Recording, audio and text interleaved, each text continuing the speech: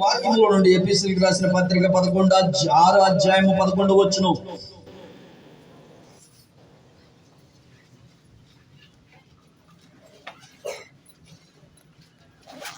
మీరు అపవాది తంత్రములను ఎదిరించుటకు శక్తిమంతులగినట్లు దేవుడిచ్చి సర్వాంగ కవచమును ధరించుకునుడి. ఏలైనగా మనం పోరాడినది శరీరులతో కాదు గాని ప్రధానులతోనూ అధికారులతోనూ ప్రస్తుత అంధకార సంబంధము లోకనాథులతోనూ ఆకాశ మండలమందున దురాత్మల సమూహములతోనూ పోరాడుచున్నాము. అందుచేతను మీరు ఆపద్దినమందు వారిని ఎదిరించుటకును సమస్తము నెరవేర్చిన వారే నిలవబడుటకును శక్తిమంతులగునట్లు దేవుడిచ్చి సర్వాంగ కవచమును ధరించుకొనుడి. చాలు, దేవునికి స్తోత్రం కలుగును గాక.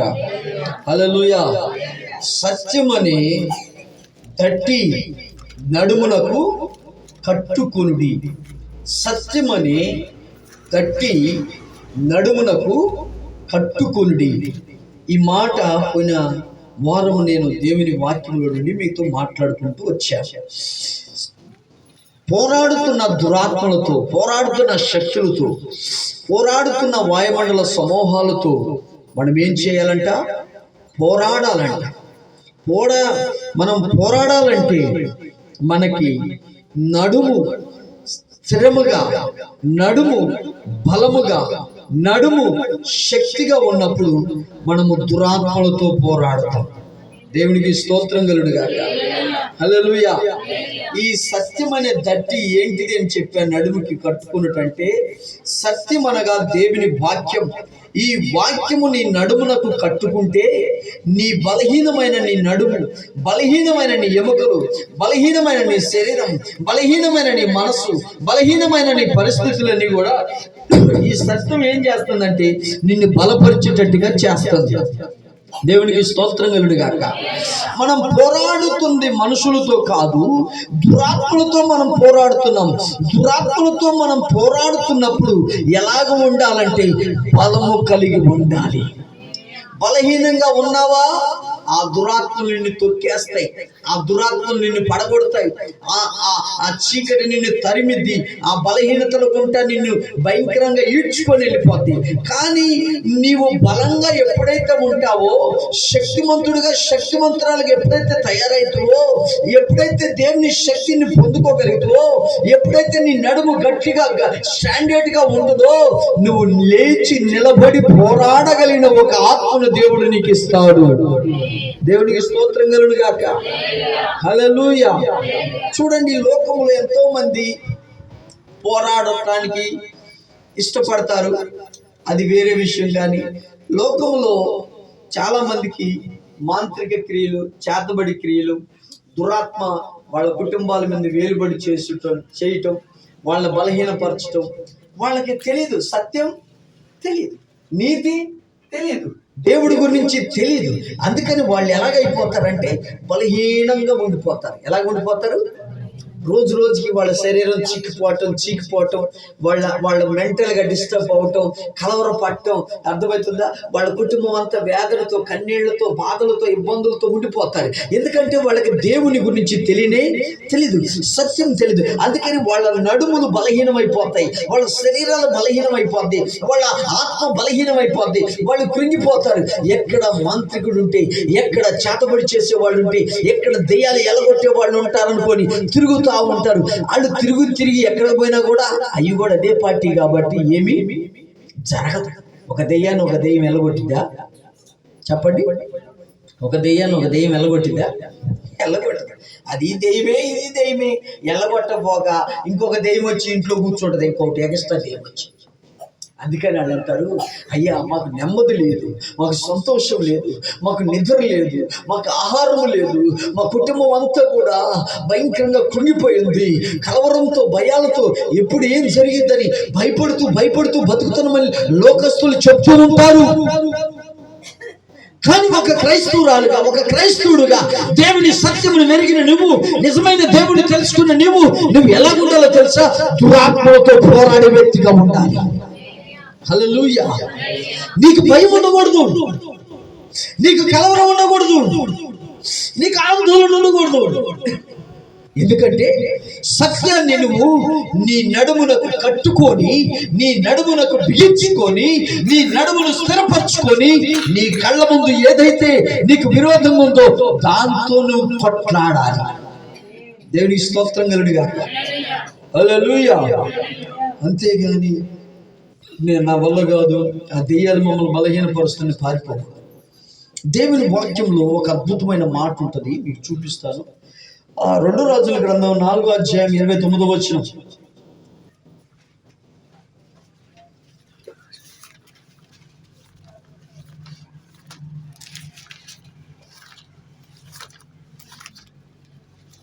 ఎలీషా, నా వలన నీకేమి కావాలను, నీ ఇంట్లో ఏమి ఉన్నదో అది నాకు తెలియజెప్పమని. 2 రాజుల గ్రంథం 4వ అధ్యాయం 29వ వచనం. అతడిని నడుము బిగించుకొని నా దండము చేత పట్టుకొని పొమ్ము.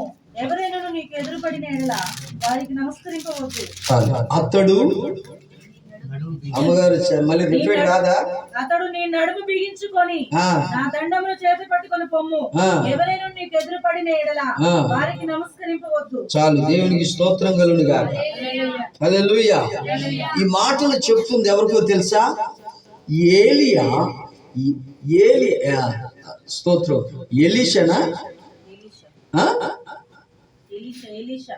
ఎలీషా ఎవరు చెప్తున్నాడు?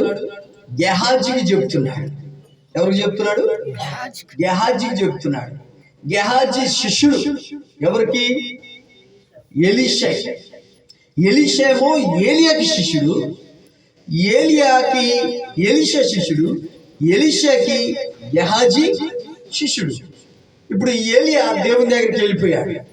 ఇప్పుడు ఎలీషా మీద దేవుని అభిషేకం ఉంది, దేవుని శక్తి ఉంది, దేవుని ఆత్మ ఉంది. ఎలీషా ఒక ఇంటికి వెళ్ళాడండి. ఒక ఇంటికి వెళ్ళాడు. ఎలాంటి ఇంటికి వెళ్ళాడు తెలుసా? ఒక ఉన్నతమైన ఆస్తి కలిగి, అంతస్తు కలిగి, భాగ్యవంతురాలైన ఇంటికి వెళ్ళాడు. ఆ పేరు భాగ్యవంతురాలు అనుకుందాం. మన భాగ్యమును దేవుడు స్వస్థపరచును గాక. హల్లెలూయా. భాగ్యవంతురాలని ఇంటికి వెళ్ళాడు. కానీ ఆ భాగ్యవంతురాలకి ఏముందంటే పిల్లలు లేరు. ఎవరు లేరు? పిల్లలు లేరు. గనురాలంటే భాగ్యవంతురాలే. వాక్యానం దేవుని స్తోత్రం కలుగును గాక. తెలుగులో అమ్మ అంటాం, ఇంగ్లీష్లో మమ్మీ అంటాం. ఇంకా బాగా పూర్తి తెలుగు అయితే అవ్వ అంటాం. అంతేనా? దేవుని స్తోత్రం చెప్పండి. గనురాలైన స్త్రీ అంది అమ్మగారు. నేనేమంటే భాగ్యవంతురాలైన స్త్రీ. కానీ భాగ్యవంతురాలే, డబ్బున్నామే, మేడున్నామే, మిత్రున్నామే, అన్నీ ఉన్నాయి. కానీ ఏం లేదు, గర్భంలో పిల్లలు లేరు. భర్త వృద్ధాప్యానికి వచ్చున్నాడు, ముసలివాడు. భార్య కొంచెం యవనస్తురాలే, కానీ అతను ముసలివాడు. కానీ వాడికి మంచి ఆస్తి ఉంది. కానీ దైవజనుడు ఎలీషా వాళ్ళ ఇంటికి రావటం పోవటం జరుగుతుంది. దైవజనుడిని చూసింది ఆ తల్లిగారు. చూసి అంటది, ఆ భాగ్యవంతురాలైన, ఆ గనురాలైన స్త్రీ ఏమంటుందంటే, ఏమండి, మన ఇంటికి వచ్చుచూ పోచున్న దైవజనుడు ఎవరో తెలుసా? భక్తి కలిగిన దైవజనుడు. దేవుని స్తోత్రం చెప్పండి. హల్లెలూయా. మన ఇంటికి ఇష్టింగ్ వస్తూ పోతూ ఉన్న దైవజనుడు ఎవరు తెలుసా? చిల్లరోడు కాదు, చిల్లర సేవ చేసేవాడు కాదు.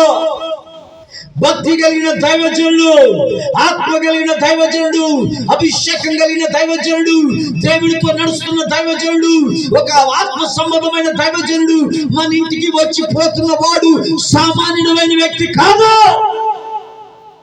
ఒక విశ్వాసి గమనించాలి. దేవునికి స్తోత్రం కలుగును. హల్లెలూయా.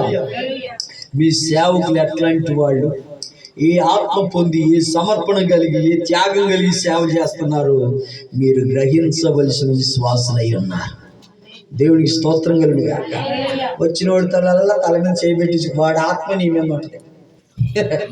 ఎక్కడ పోయినా పెట్టిన ఆయన చెయ్యి పెడతాడు ఆవిడ, కానీ ఆవిడ మీద ఉన్న దెయ్యాలని నీ మీదకి వచ్చా. దేవునికి స్తోత్రం కలుగును గాక. అందుకే కొంతమంది మీద నేను చేతులు టక్కన పెట్టను. విశ్వాసుల మీద సేవకుడు టక్కన పెట్టకూడదు. అలాగని విశ్వాసులు కూడా తలలో ఎక్కడ పెడతాడా వంచకూడదు. దేవునికి స్తోత్రం కలుగును గాక. హల్లెలూయా. ఈ ఈ ఈ దైవజనుడి గురించి ఈమె గ్రహించి తన పెనిమిడితో చెప్తుంది, తన భర్తతో చెప్తుంది, అయ్యా అతనికి మన మేడ మీద ఒక రూమ్ కట్టిద్దామా, మనకు మేడ ఉందిగా, మిద్దె ఉందిగా, ఆ మిద్దె మీద ఒక రూమ్ కడదాం. రూమ్ కట్టి అతనికి ఒక మంచం వేద్దాం, ఒక బెడ్ పెడదాం, అక్కడ ఒక దీపం పెడతాం, అక్కడ ఒక టేబుల్ పెడతాం, ఒక కుర్చీ వేద్దాం. ఆయన ఈ ప్రాంతంకి వచ్చినప్పుడల్లా, ఈ ఏరియాకి వచ్చినప్పుడల్లా అతను మన ఇంట్లో విశ్రమిస్తే మనకెంతో ఆశీర్వాదం. చెప్పండి హల్లెలూయా. దైవజనుడికి వాళ్ళ ఇంట్లో ఒక రూమ్ కట్టించారు, మేడ మీద, మిద్దె మీద ఒక రూమ్ కట్టించారండి. మన ఇంటికి వస్తూ పోతున్న దైవజనుడు ఈ ప్రాంతానికి వచ్చినప్పుడు ఏ చెట్టు కిందో ఎక్కడోకక్కడ ఎందుకు నిద్రపోవాలి, ఏ కొండలోనే ఎందుకు నిద్రపోవాలి, ఆయన ఒక దైవజనుడు అనుకున్నాం కదా, ఆయన ఒక ఆత్మ కలిగినవాడు అనుకున్నాం కదా. అయితే ఆయన మన ఇంట్లో ఉండటం మనకు ఆశీర్వాదం. దేవుని స్తోత్రం కలిగిన ఏందంట, ఆయన మన ఇంట్లో ఉండుట ఆశీర్వాదం. ఆ దైవజనుడు మన ఇంట్లో స్టే చేస్తే, మన ఇంట్లో నిద్రిస్తే, ఆ దైవజనుడు మన ఇంటిపై నుండి ప్రార్థన చేస్తే, ఆ దైవజనుడు మన ఇంట్లో ఉంటే అడుగు పెట్టినప్పుడల్లా మనకి క్షేమాన్ని దేవుడు కలగజేస్తాడు అని ఈ గడురాలైన, ఈ భాగ్యవంతురాలైన స్త్రీ తన పెనిమిడితో చెబితే, ఆ పెనిమిటి మొరటుడు వాస్తవానికి తెలియదు, ఆయనకేం తెలియదు. కానీ ఆయన ఏమన్నాడు తెలుసా, నువ్వు ఆశపడుతున్నావు కదా, నువ్వు ఇష్టపడుతున్నావు కదా, అయితే అలాగే చెయ్యి అంటాడు. అలాగే చెయ్యి అంటాడు ఆయన. ఆమె టక్కనే పాపం రూమ్ కట్టించేసి మేడ మీద, మిద్దె మీద రూమ్లు అన్ని ఏర్పాటు చేసేసి, దైవజనుడు వచ్చిన దైవజనుడు ఎక్కడ నువ్వు పడుకోవాల్సిన అవసరం లేదు, ఎక్కడికి వెళ్ళాల్సిన అవసరం లేదు, మా ఇంట్లోనే ఉండండి, మేము పెట్టిదే తినండి, మా కొరకు ప్రార్థన చేయండి అని ఆ దైవజనుడు వేడుకుంటే, ఆ దైవజనుడితో పాటుగా వచ్చిన శిష్యుడు గెహాజీ ఆ రూమ్ లో ఉండిపోతారు. దేవుని స్తోత్రం కలుగుతుంది. ఇప్పుడు రూమ్ లో ఉన్నప్పుడు దేవుడు చెప్తాడు కదా, వాళ్ళ ఇంట్లో సమస్య ఏంటి, కష్టం ఏంటి, బాధ ఏంటి, దేవుడు చెప్తాడా చెప్పడా? దైవజనుడికి చెప్తాడా చెప్పడా? మీకు చెప్పర్లే, మాకు చెప్తారు. దేవుని స్తోత్రం కలుగుతుంది. హల్లెలూయా. ఇక దైవజనుడికి దేవుడు మాట్లాడుతూ ఉన్నాడు, వీళ్ళ ఇంట్లో ఉన్న సమస్య ఏంటి ప్రభు అని ప్రార్థన చేస్తే, ఆమె కడుపున ఇంత మట్టి కూడా ఒక్క బిడ్డ పుట్టలేదు. చాలా కానీ బిడ్డ పుట్టలేదు. అప్పుడు దైవజనుడు తనకు వచ్చినప్పుడు అంటాడు, మరలా ఈ ఏడాదికి నేను వస్తాను కదా, వచ్చినప్పుడు నీ ఒడిలో మగబిడ్డ ఉంటాడమ్మా అని చెప్పి వెళ్ళిపోతాడు. ఏంటంట, మగబిడ్డ ఉంటాడని చెప్తాడు. అలాగే చక్కటి మగబిడ్డ, మంచి బాబు పుడతాడు. ఆ బాబు ఒక 4-3 సంవత్సరాలు ఉంటాడేమో, చక్కగా ఆడుకుంటా ఉంటాడు. సడన్లీ ఒక దినాన ఆయన ఏమైపోతాడంటే, హెడ్ఎక్, తలకాయ నొప్పి నొప్పి నొప్పి నొప్పి అని చెప్పి చచ్చిపోతాడు. ఏమవుతాడు? చచ్చిపోతాడు. దేవుడు దైవజనుడు చెప్పాడు కదా, నేను మగబిడ్డని ఇస్తానని. అరే దేవుడు ఇచ్చిండు, మరి 3-4 సంవత్సరాలకే చచ్చిపోయాడు. చచ్చిపోవడంలో ఏం చేసిండు తెలుసా? ఇప్పుడు పెనిమిటి ఒళ్ళు చచ్చిపోయాడు, భర్త ఒళ్ళు చచ్చిపోయాడు మగబిడ్డ. ఆయనకి ఏం అర్థం కావట్లా. ఆయన నిద్రపోతుండలే, నా తొడ మీద పండుకొని అనుకున్నాడు. ఎమ్మటే కబురు పెడితే భార్య వచ్చింది, చూసింది, చచ్చిపోయాడు, బిడ్డ చచ్చిపోయాడు. ఆ బిడ్డను తీసుకెళ్ళి ఎక్కడ పండేసింది తెలుసా? దైవజనుడు పండుకున్న మంచం మీద పండుకోబెట్టింది. మనం ఏం దేవుని స్తోత్రం కలుగుగా. ఆమె ధైర్యం చూడండి, ఆమెకున్న విశ్వాసాన్ని చూడండి, ఆమెకున్న నమ్మకాన్ని చూడండి. భర్తతో కూడా చెప్పలేదు, భర్తతో కూడా చెప్పుకోకుండా ఆమె ఏం చేసిందంటే, పనివాడితో గాడిదని సిద్ధపరచరా, గాడిద గంత కట్టరా, యజమా ఆ దైవజనుడు ఎక్కడున్నాడు, ఆ దైవజనుడికి మనం వెళ్ళిపోవాలి, అర్జెంటుగా న్యూస్ వెళ్ళిపోవాలి, కబురు వెళ్ళిపోవాలి, గాడిద గంత కట్టు. ఆమె కొడుకుని దైవజనుడు పండుకున్న మేడగది మీద, మంచం మీద పండుకోబెట్టి తాళం వేసి రూమ్కి, ఆమెకి ఎంత ధైర్యమో చూడండి. ఆమె గాడిదను పట్టుకొని పరుగునెడుతుంది. దేవునికి స్తోత్రం కలుగునుగా. ఆ దైవజనుడికి దేవుడు చెప్పాడు, తన కుమారుడు చచ్చిపోయాడు, ఆమె గనురాలైన స్త్రీ నిన్ను ఎదుర్కోవటానికి వస్తుంది, నువ్వు ఆమె దగ్గరికి పోవాలి అని దేవుడు చెప్తున్నాడు. దేవునికి స్తోత్రం కలుగునుగా. హల్లెలూయా. ఇప్పుడు దైవజనుడు ఏం చేసిండంటే, గెహాజీ నువ్వు ఉన్నావు కదా, నా దాకా ఎందుకురా, నువ్వు మంచి సేవకుడిగా నా దగ్గర తర్ఫీదు అవుతున్నావు కదా, నా దండమును చేతబట్టుకో, నీ నడుము బిగించుకొని, అమ్మగారు ఇప్పుడు నీ నడుము బిగించుకొని నా దండమును చేత పట్టుకొని ఎవరైనా నీకు ఎదురు పడిన ఎడల వారికి నమస్కరింపవద్దు. చాలు, దేవునికి స్తోత్రం కలుగును గాక. నీ నడుము బిగించుకో. ఇప్పుడు దైవజనుడు అదే చెప్తున్నాడు, మనం కరెక్ట్ రూట్ లో ఉన్నాం. దేవుని స్తోత్రం కలుగును గాక.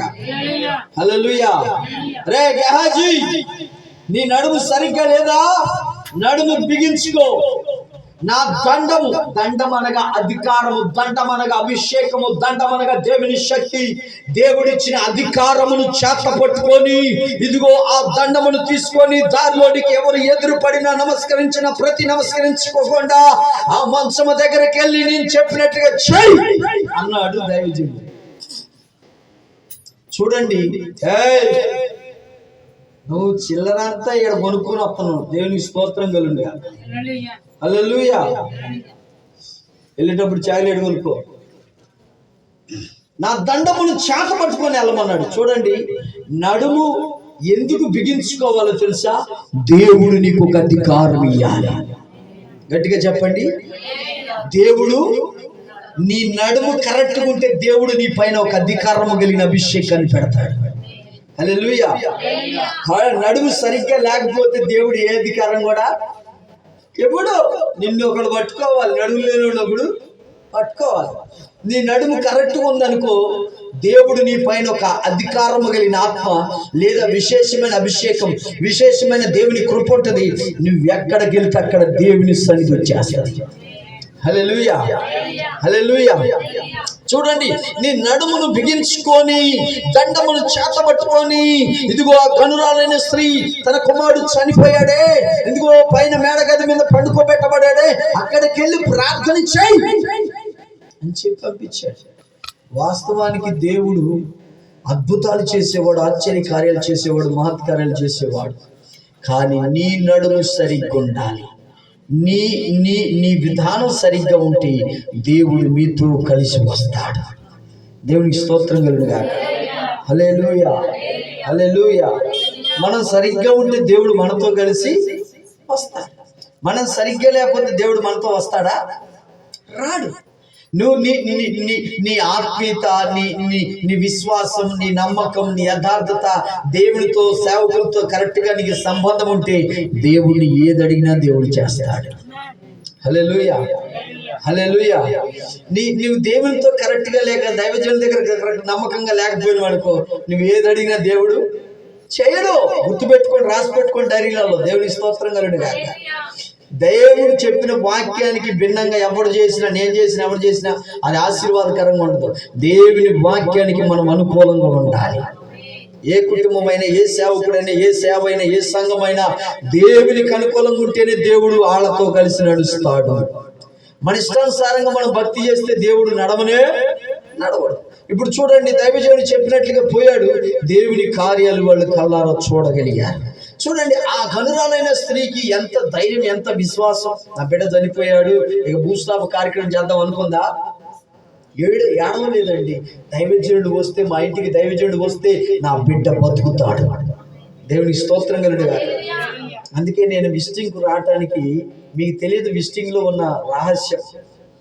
అయ్యగారు మా ఇంటికి ఎందుకు వస్తాడో కొంతమంది అనుకుంటున్నారా?